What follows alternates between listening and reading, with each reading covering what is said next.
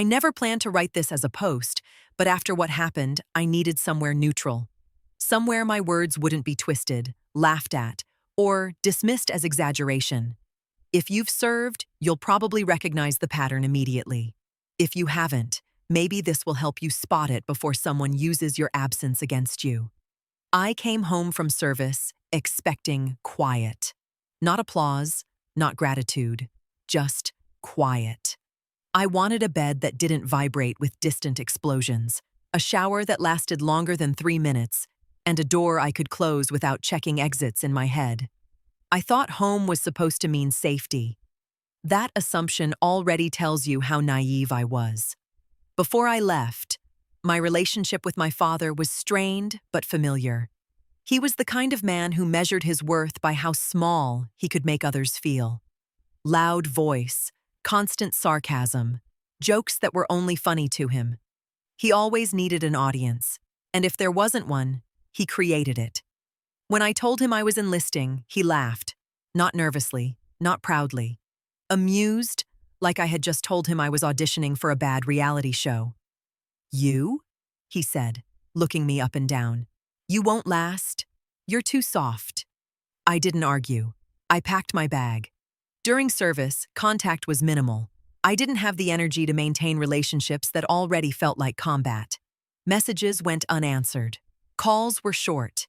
Anything important was filtered through my mother, who tried to keep the peace by keeping the truth blurry. What I didn't know, what no one told me, was that while I was gone, things at home were quietly changing. Papers were filed. Decisions were made, temporarily. My name started disappearing from places it had always been. It was done slowly, deliberately, like someone removing furniture from a room one piece at a time, so you don't notice until you're standing in an empty space. The first sign wasn't dramatic. No shouting. No threats. It was a letter that reached me weeks late, then another. Then a casual comment on a phone call. "Oh, don't worry about it," my father said, almost cheerfully. "It's just paperwork. You're not even here anyway." That sentence stuck with me. You're not even here anyway. As if my absence made me irrelevant. As if service erased ownership. As if distance meant permission. By the time I understood what was happening, the situation had already been reframed, not as betrayal, but as incompetence on my part. I was painted as irresponsible, disconnected, unreliable. The narrative was simple. I had chosen to leave, so I had forfeited my place. I didn't cry. I didn't scream. I felt something colder settle into my chest, the same feeling you get right before something goes wrong in the field. The moment your instincts say this isn't confusion or miscommunication, it's intent. That was when I realized my father hadn't been waiting for me to come back.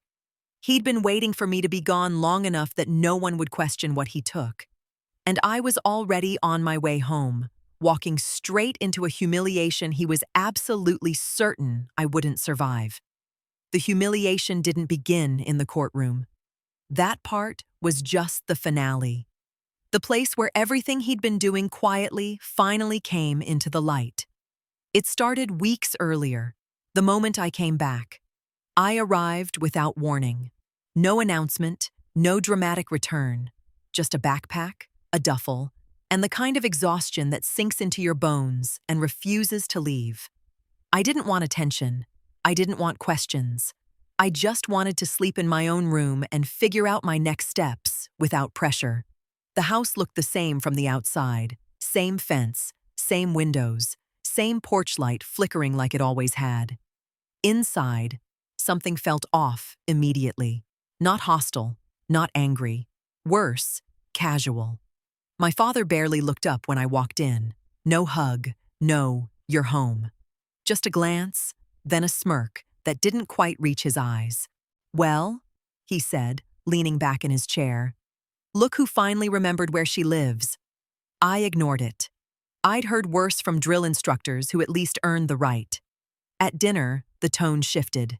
He started telling stories, loud ones, about how difficult things had been while I was gone, how much he had to handle, how some people disappear and expect life to pause for them. He never said my name. He didn't need to. Some people think wearing a uniform makes them special, he said, stabbing his fork into the table for emphasis. Out there, maybe, but here, papers matter, responsibility matters. My mother kept her eyes on her plate. I stayed quiet. That seemed to annoy him more. The next day, I went to renew documents. That's when the first real crack appeared. The clerk frowned at her screen, then looked up at me with a polite, practiced smile. "I'm sorry," she said, "but you're no longer listed as a co-owner." I laughed, reflexively. The kind of laugh you make when something is so absurd, your brain rejects it. That's not possible. She turned the screen slightly so I could see. It was very possible. When I confronted my father that evening, he didn't deny it. He sighed, like I was a child asking why the sky was blue. "You weren't around," he said.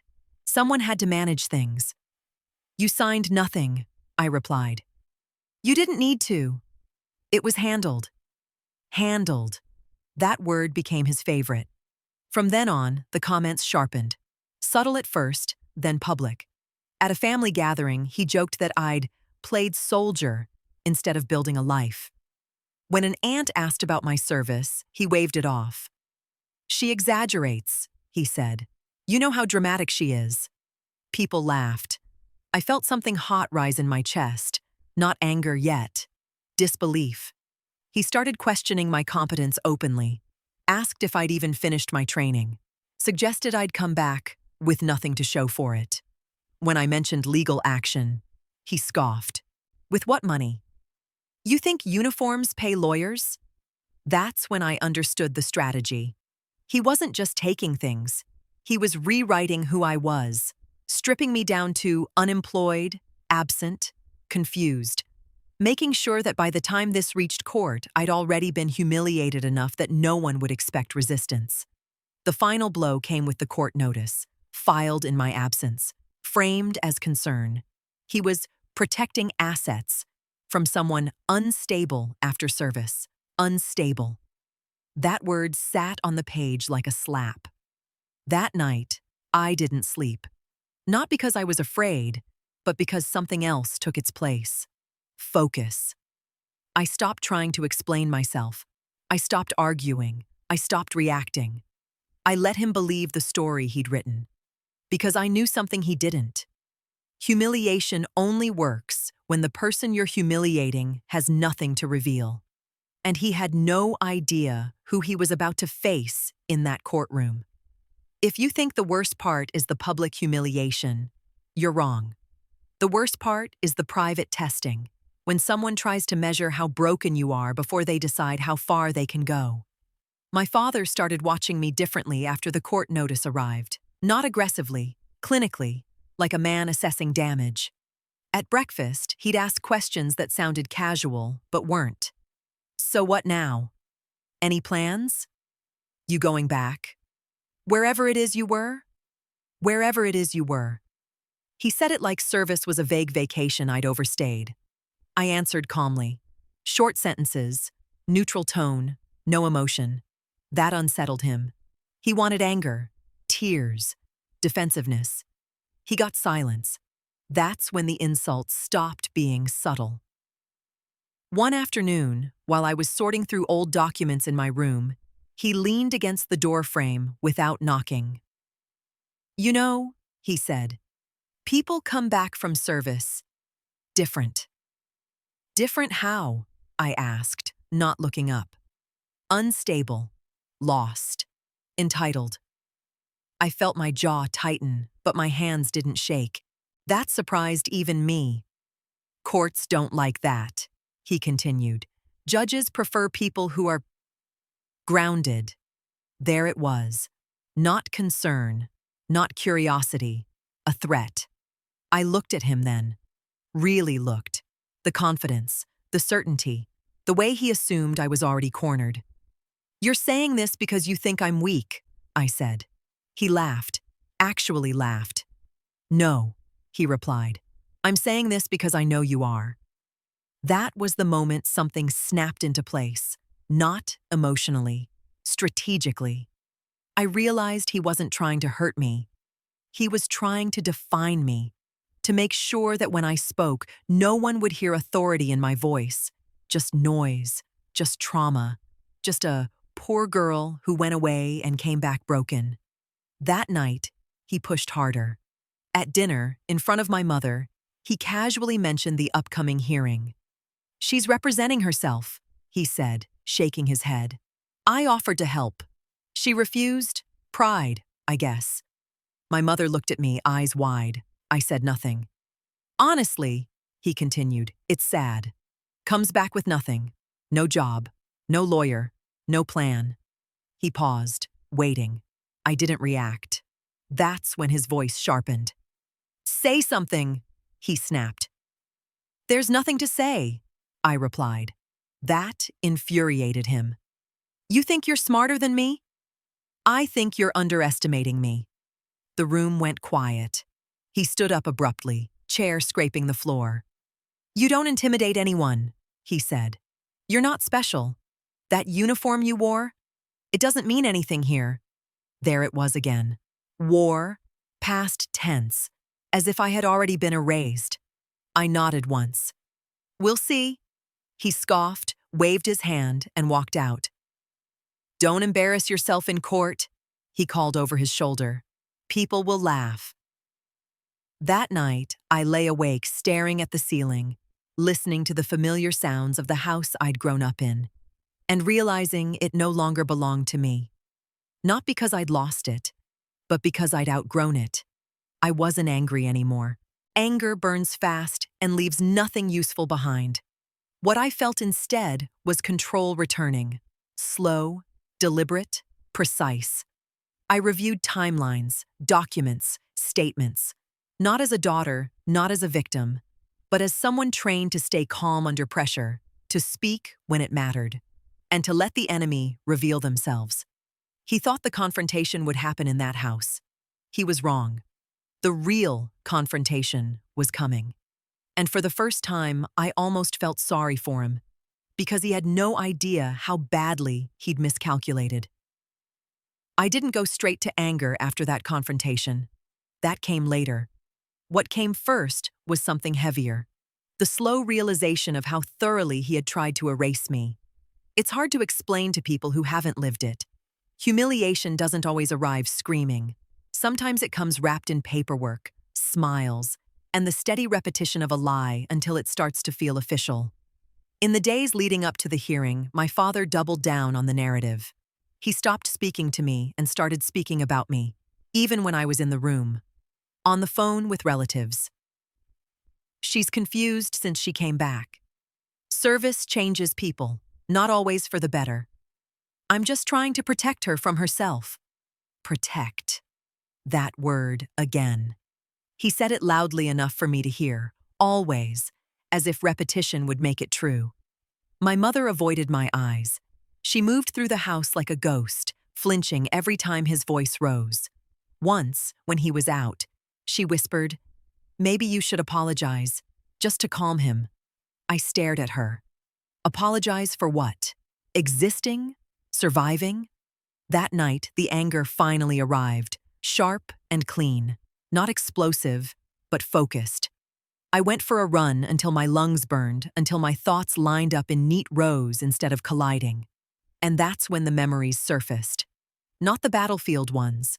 Those were already compartmentalized. The older ones. Being told I was too much. Being mocked for discipline. Being punished for silence. Being praised only when I shrank. I realized something chilling. He hadn't suddenly become this person while I was away. He had always been this person. Service hadn't changed me.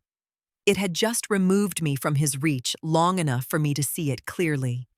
The day before the hearing, he tried one last time. I was at the kitchen table reviewing documents when he slammed a folder down in front of me. "I talked to someone," he said. "They said judges don't like theatrics. Don't try anything stupid." I looked up slowly. Like what? Like pretending you're someone important. There it was. The core of it. Not money, not property, authority. The idea that I might walk into that courtroom as something other than what he had decided I was terrified him. You should settle, he continued. Sign. Walk away with your dignity. I almost laughed. You already decided I don't have any, I said. His face hardened. You don't, he snapped. Not anymore. For a split second, doubt flickered. Not about my case, about myself. About whether standing there alone would feel the way he wanted it to feel. Whether the room would echo with the same laughter I'd heard at family gatherings. That's the insidious part of humiliation. It tries to move in before the event. It whispers that resistance will only make things worse. I recognized that voice. I had trained to ignore it. That night, I prepared my uniform. I pressed it carefully, methodically. Not out of vanity, but respect. For the role, for the discipline, for the version of myself that hadn't broken when it would have been easier to. I didn't know exactly how the courtroom would react, but I knew one thing with absolute certainty. No matter what he said, no matter how he tried to frame me, I would not enter that room as the person he had been describing for months. I would enter as myself. And if that shocked him, if it unsettled the room, that wouldn't be theatrics, that would be consequences. Because humiliation only works when you accept the shape someone else assigns you. And I was done wearing his version of me. The morning of the hearing was quiet in a way that felt unnatural, not peaceful, suspended, like the air itself was holding its breath. I woke up before my alarm, muscle memory, same as always. I showered, shaved the tiny things that needed shaving, tied my hair back the way I'd done hundreds of times before briefings. My hands were steady. That was the first thing I noticed. Not brave, not confident. Steady. Downstairs, my father was already dressed. Suit pressed, tie perfectly centered. He looked like a man going to collect something he believed already belonged to him. You ready? He asked, glancing at me, then deliberately looking away. Yes, I said. He smirked, adjusting his cuffs. Try not to embarrass yourself. The drive to the courthouse was silent. He hummed once, softly, like he was in a good mood. I stared out the window and counted breaths. 4 in, 4 out. Same rhythm I used before things went bad. At the entrance, he stopped me with a hand on my arm. Last chance, he said quietly. You don't have to do this alone.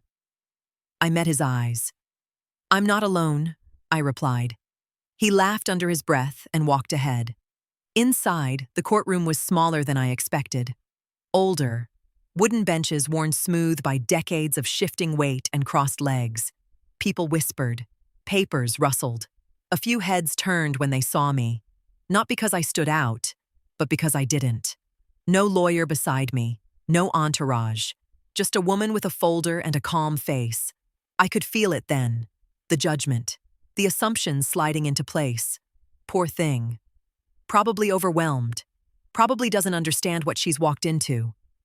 My father leaned back in his chair, relaxed, like he was waiting for a train he knew was on schedule. When he caught my eye, he smiled. Openly this time. The judge entered. Everyone stood. Everyone sat. Proceedings began. My father's lawyer spoke first. Smooth, confident. Painted a picture of responsibility and concern. A man forced to act because his daughter was absent, unreachable, unable to manage her affairs. He didn't look at me once while he said it. When it was my turn, the judge glanced down at the empty space beside me. Ms. Ensakis, he said, you're representing yourself? I nodded. My father couldn't resist. Yes, Your Honor, he said loudly, without being prompted. She insisted. A few quiet chuckles echoed through the room. I felt it then, not fear, not shame, the old familiar pressure, the moment right before people expect you to crumble. I stood up slowly. And that's when my father made his mistake. Defending yourself? He added, smirking. I see life hasn't been kind to you. So poor you couldn't even afford an attorney. What a failure. This time, the laughter was louder, clearer. I didn't respond. I didn't argue. I reached for the button of my coat. The sound of fabric shifting seemed unnaturally loud in the silence that followed. I slipped the coat from my shoulders and folded it neatly over my arm. Underneath was my uniform, clean, precise, decorated. The insignia on my shoulders caught the light. For a second, nothing happened. Then everything did. The lawyer stopped mid-breath. Someone in the back straightened abruptly. The judge froze, eyes narrowing, then widening. My father's smile vanished so fast it was almost frightening. He leaned forward slightly, as if his body was trying to deny what his brain was seeing. No, he whispered. Not loudly enough for the room, just for himself. I stood there, spine straight, hands at my sides, exactly the way I'd been trained. When I spoke, my voice didn't shake. I am not here because I couldn't hire a lawyer, I said calmly. I am here because I know how to defend myself. I do it every day in service to my country. Today is no different. The judge stood. Not slowly, not ceremonially. Immediately, the room followed. Silence fell, not awkward, not mocking, respectful, heavy. My father turned pale. For the first time in his life, the story he'd been telling himself and everyone else collapsed in real time. He hadn't been humiliating a failure. He had been humiliating an officer, and there was no laughter left for him to hide behind. What people don't tell you is that humiliation doesn't end when the room goes quiet. It mutates. The silence after I spoke wasn't empty. It was dense, pressing against my ears like altitude. I could feel everyone recalibrating in real time, adjusting the version of me they had already decided on. The judge cleared his throat first. Just once. A small sound, but it broke something open. Ms. he said, voice different now, careful, measured. Thank you for your service. Those words shouldn't have mattered. I'd heard them before, hundreds of times, but in that room, after everything my father had said, they landed differently, like a correction. My father didn't sit back again. He couldn't. His body stayed tense, shoulders slightly hunched, eyes darting the way they do when someone realizes the ground under them isn't solid anymore. His lawyer leaned toward him, whispering urgently. I caught fragments. You didn't tell me. Rank matters. This changes. Changes. Yes, it did. The judge asked me to proceed. No condescension, no impatience, just space. As I spoke, I felt something strange happening inside me. Not adrenaline, clarity. The same calm that drops in when chaos peaks and training takes over. I explained timelines, facts, absences caused by service, documents filed without my knowledge. I didn't dramatize. I didn't accuse. I didn't need to. Every sentence quietly contradicted the picture my father had painted. He tried to interrupt once. Your Honor, she's exaggerating. The judge raised a hand. You will wait your turn. That was it. That single sentence hit him harder than anything I'd said. I watched it register on his face. Disbelief, then irritation, then something closer to panic. He wasn't being deferred to anymore. His voice wasn't filling the room. Mine was. When his turn came, he stood too fast, chair scraping loudly. He tried to recover the tone he'd walked in with, the confident, paternal authority. But it cracked. I was only trying to help, he said. She was gone for a long time, changed, distant. I was concerned. Concern. There it was again. The judge looked down at him, unimpressed. Concern does not grant ownership, he said evenly. I didn't look at my father then. I didn't need to. I could feel the weight of the room shift away from him like a tide pulling back. That's when the emotional impact finally hit me. Not as triumph, but grief. Not grief for what he'd tried to take. Grief for the fact that this was necessary at all. This wasn't a stranger. This wasn't an enemy combatant. This was the man who was supposed to be on my side. And yet here we were, in a courtroom, with witnesses, because he'd assumed my service made me small enough to erase. My hands started to shake under the table, just slightly. I pressed my fingers together the way I'd learned to, grounding myself. I didn't let it show. The judge called for a brief recess. As people stood, whispers erupted, different now, curious, respectful, some apologetic. A woman I didn't recognize gave me a small nod as she passed. My father stayed seated. When he finally looked at me, his expression wasn't anger anymore. It was fear. Pure, unfiltered fear. Not of losing property, of losing the story. Because once people see you clearly, they can't unsee it. And he knew, standing there in that uniform, that the version of me he'd spent months humiliating no longer existed in anyone's mind but his own. During the break, I went to the restroom and locked myself in a stall. I leaned my forehead against the cool metal divider and exhaled for what felt like the first time in weeks. I didn't cry. I smiled, not because I'd won, that part wasn't over yet, but because I understood something with absolute certainty. No matter how this case ended, he would never again be able to make me feel small. He'd tried, he'd planned, he'd even rehearsed, and he still failed. Because humiliation depends on silence. And I had finally spoken, not loudly, not angrily, but with authority. When the bailiff knocked and said it was time to return, I straightened my uniform, lifted my chin, and walked back into that courtroom knowing something fundamental had shifted. Not just the case, the power. When we went back into the courtroom, the atmosphere had changed completely. It wasn't dramatic. It was colder, more precise. Like the room itself had decided to stop entertaining nonsense. People sat differently now, straighter, quieter. No whispers, no smirks. My father avoided looking at me. That alone told me more than any verdict could. The judge resumed with questions.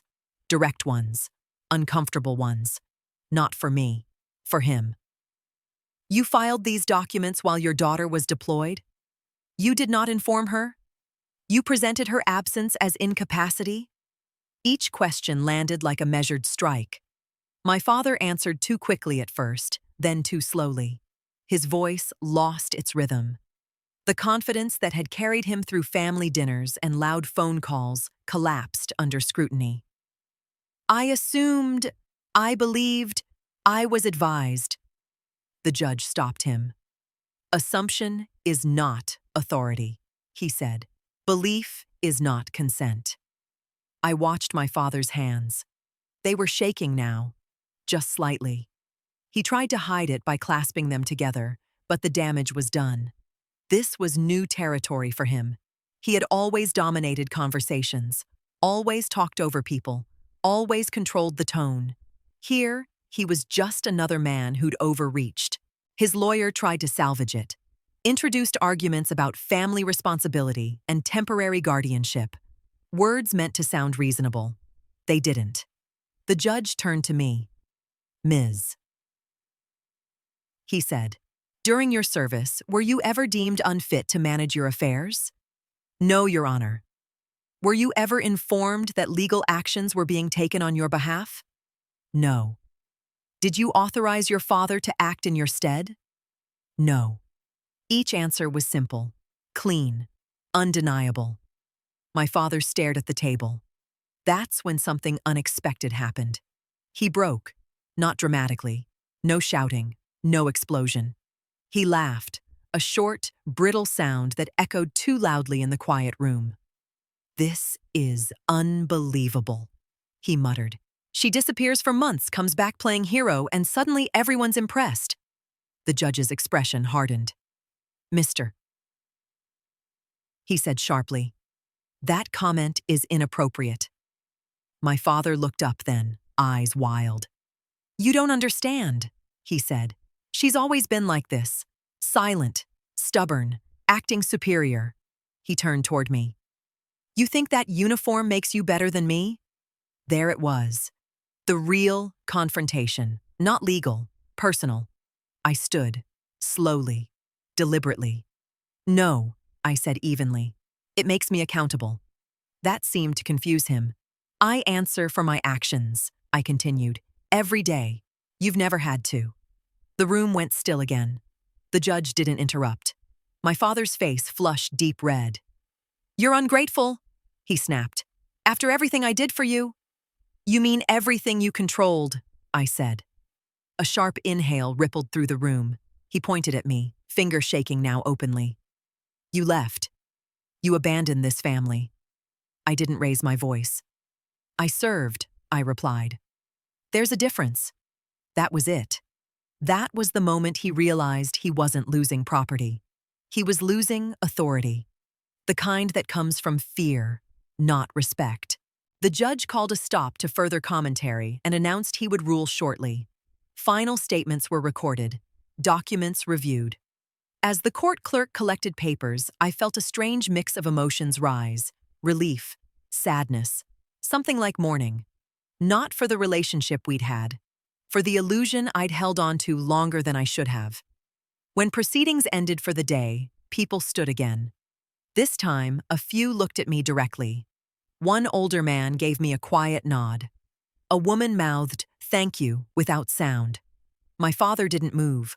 When everyone began filing out, he finally spoke to me. Not loudly, not cruelly. Just small. You didn't have to do this, he said. I paused. You're right, I answered. I shouldn't have had to. I walked past him without another word. Outside the courthouse, the air felt different. Sharper, cleaner, like after a storm. I stood on the steps for a moment, letting the sunlight hit my face, and realized something that surprised me. I wasn't exhausted. I wasn't even angry. I felt free. Because no matter what the final ruling said, the humiliation he'd planned had already failed. He'd wanted me small, silent, and ashamed. Instead, he'd watched an entire room learn who I really was. And there was no appeal for that. The courthouse doors shut behind me with a sound that felt final in a way I hadn't expected. Not dramatic, not cinematic. Just heavy wood meeting heavy wood. For a moment, I stood there on the steps, unsure what to do next. That surprised me. I'd planned for pressure, for confrontation, for holding my ground. I hadn't planned for after. My phone buzzed almost immediately. Messages stacked up faster than I could read them. Relatives who hadn't spoken to me in months. Numbers I barely recognized. We didn't know. You were amazing. I'm proud of you. Pride is a strange thing when it comes late. It doesn't land cleanly. It comes with questions attached. I didn't answer any of them. I walked instead. No destination. Just movement. The same instinct that had carried me through deployment kicked in, when your body knows it needs distance before your mind can catch up. A block away, I stopped at a small cafe. Nothing special. Cheap tables. Smell of burned coffee. I sat in the corner with my back to the wall without thinking about it. Habit. That's when it hit me. Not the victory, not the justice, the grief. My hands started shaking so badly I had to wrap them around the cup just to keep it from spilling. My chest tightened, breath coming shallow and fast. I wasn't reliving the courtroom. I was reliving childhood dinners, the jokes at my expense, the way silence was safer than speaking, the way approval always came with conditions. I realized something painful in that moment. I hadn't just defended myself in court. I had finally stopped hoping he would change. That hope had been heavier than any gear I'd ever carried. The phone buzzed again. A message from my mother. He's furious. He says you humiliated him. You didn't have to wear that uniform. I stared at the screen for a long time. Then I typed back, slowly. I didn't wear it to humiliate him.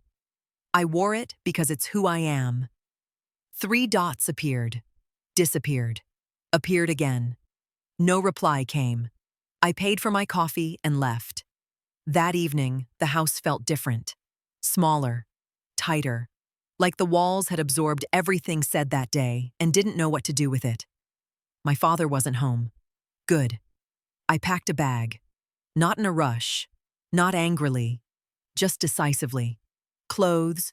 Documents. Things that mattered. I left the rest. When my mother came into the room and saw what I was doing, her face crumpled. "You're leaving?" she asked, like it hadn't already been inevitable. "Yes." "Because of today?" I paused. "Because of everything."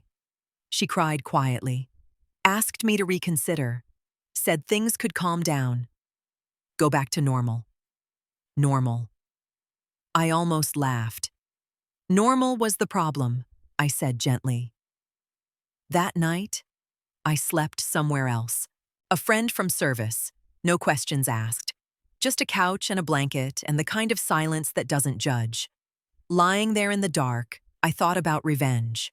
Not the dramatic kind. Not lawsuits or speeches. The simple kind. Living well. Living honestly. Living unafraid. The final ruling would come later. I knew that. But something in me had already settled. The humiliation had failed because it had been built on a lie. That I was weak. That I needed permission. That I would fold when cornered. Instead, I had walked into a room designed to shrink me and stood exactly the same size I'd always been. Bigger, maybe. Not because of rank, because I finally refused to carry someone else's shame. And for the first time since coming home, I slept without dreams of either war or family. Just quiet. The good kind. The official decision came 2 weeks later, delivered in a plain envelope with a return address that made my stomach tighten before I even opened it. Funny how paper can still do that after everything else. I already knew the outcome before I read it. Not because I'm psychic, but because the case had stopped being about property the moment my father lost control of the room. Still, I sat down before opening it. Old habit. You don't read important things standing up. The ruling was clear, almost cold. Actions taken without my consent were invalid. Authority had been abused. My absence due to service could not be used as evidence of incapacity. Ownership restored. Case closed. I exhaled slowly. Not relief. Confirmation. I folded the letter and set it aside like it was already finished business. What surprised me was how little emotion it triggered. No triumph. No rush of victory. Just a quiet sense of alignment, like something heavy had finally slid back into its proper place. My phone rang almost immediately. My mother. I let it ring twice before answering. Her voice was tired, older than it had sounded in years. "He says this isn't over," she said. "It is," I replied. She hesitated. "He doesn't understand how this happened." I almost said neither did I once, but I didn't. "Understanding isn't required," I said. "Accountability is." She went quiet. Then softly, "You've changed." I looked around the room I was staying in. Borrowed furniture, neutral walls, no history clinging to the corners. "No," I said. I stopped pretending. After that call, something strange happened. People started telling the truth. An aunt admitted she'd always known my father exaggerated. A cousin confessed they'd been warned not to take my side. Even a neighbor I barely remembered stopped me once and said awkwardly, "You were always stronger than he said." Those comments didn't feel good. They felt late, and lateness has a weight of its own. The hardest moment came unexpectedly. I ran into my father at a grocery store. No courtroom, no audience, no leverage, just fluorescent lights and half-empty shelves. He looked smaller, not physically, something else. Like the certainty had leaked out of him. He opened his mouth, closed it, tried again. "You embarrassed me," he said finally. There was no anger in it, just wounded pride. I studied him for a second, really studied him. And for the first time, I didn't feel the urge to defend myself. You embarrassed yourself, I said calmly. He flinched. I was trying to protect what was mine. That word again. Mine. I nodded once. That's the problem, I said. You never understood the difference between care and control. He scoffed weakly. You think you're better than me now? I shook my head. I think I'm free. That ended the conversation. Not with drama, not with closure, just an ending. Later that night, alone again, I thought about how much energy I'd spent over the years preparing for confrontations that never resolved anything. Arguments that went in circles. Silence that screamed louder than words. Service taught me how to face danger. This taught me something harder. You don't need someone's understanding to move on. You don't need their apology to heal. You don't need to win them over to win yourself back. The verdict mattered on paper, but the real resolution had already happened. The moment I stopped letting humiliation define the limits of my voice, everything after that was just documentation. People assume that once the verdict is final, everything settles into place. Like life snaps back into alignment the moment a judge signs a document. That's a comforting idea. It's also wrong. The truth is, the win created space, and space can be unsettling when you're not used to it. For weeks after the ruling, I existed in a strange in-between state. No crisis to respond to, no imminent threat, no one actively trying to rewrite my existence. I woke up expecting tension and found quiet. At first, my body didn't trust it. I slept lightly. I double-checked doors. I caught myself rehearsing explanations for situations that no longer existed. It was like my nervous system was waiting for the next ambush, convinced the calm was a trick. That's when the anger showed up. Late, but intense. Not explosive rage, not screaming or breaking things. Resentment. It crept in during ordinary moments, while washing dishes, while standing in line, while answering casual questions like, "So what are you doing now?" Because now was the hardest part to explain. I wasn't rebuilding a life. I was reclaiming one. I went back to the house once, during the day, when I knew my father wouldn't be there. I needed documents I'd left behind. Nothing sentimental, just practical things. Walking through those rooms felt surreal. Same walls, same furniture, same air, but without his presence, it all felt hollow, like a stage after the audience leaves. In my old room, I found a box of things I'd forgotten. Notebooks, photos, old certificates. Evidence of a girl who had always been disciplined, driven, serious, long before service. I sat on the floor and laughed quietly. He hadn't created my strength.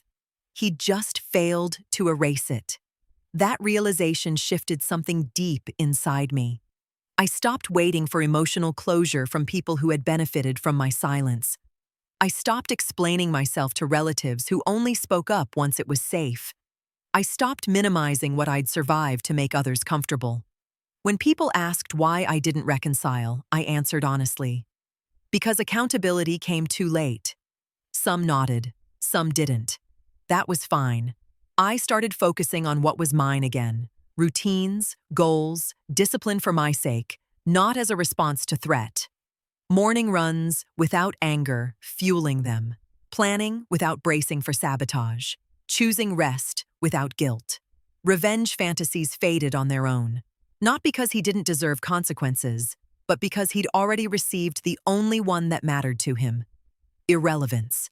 He no longer had access to my reactions, my fear, my internal negotiations. His opinions didn't shape my choices anymore. His voice didn't echo in my head when I made decisions. That silence was louder than any confrontation. One evening, a friend from service asked me if I regretted handling it alone. I thought about it for a long time before answering. No, I said finally, because I needed to see myself do it. Not the uniform, not the judge, not the verdict. Me, standing there, speaking clearly, not shrinking. That image stayed with me, not as a peak moment, but as a reference point, a reminder of who I am when pressure hits. Humiliation had been the weapon chosen against me. It failed because it relied on an outdated version of me, one that had learned obedience instead of boundaries. What came after the win wasn't celebration. It was ownership of my name, my history, my future. And for the first time, that felt like enough.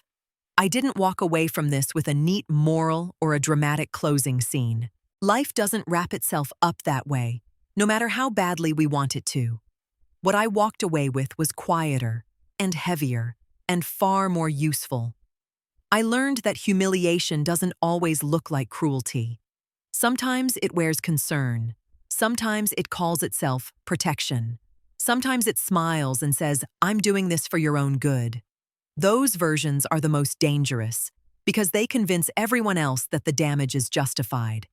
I learned that silence can look like strength from the outside while it's eating you alive on the inside. I had mistaken endurance for resilience for a long time. Service taught me discipline, but this experience taught me boundaries. And those are not the same thing. I learned that people will rewrite your story the moment you're not there to defend it. Not because they hate you, but because it's convenient. Because absence is permission to simplify someone into whatever shape benefits you most. If you don't return and correct the narrative, it calcifies. Most importantly, I learned that identity is not something you explain. It's something you demonstrate. I didn't change my father's mind. I didn't earn his respect. I didn't heal my family. And that used to feel like failure. Now it feels like clarity. Some people are invested in misunderstanding you, not because the truth is complex, but because accepting it would require them to confront who they've been. You can't argue someone out of a position that protects their ego. What you can do is step out of range. Since all this happened, a few people have reached out privately, veterans mostly. Some still in service, some recently out. They tell me versions of the same story, being talked down to, dismissed, treated like their absence erased their worth, like service was an inconvenience instead of a sacrifice.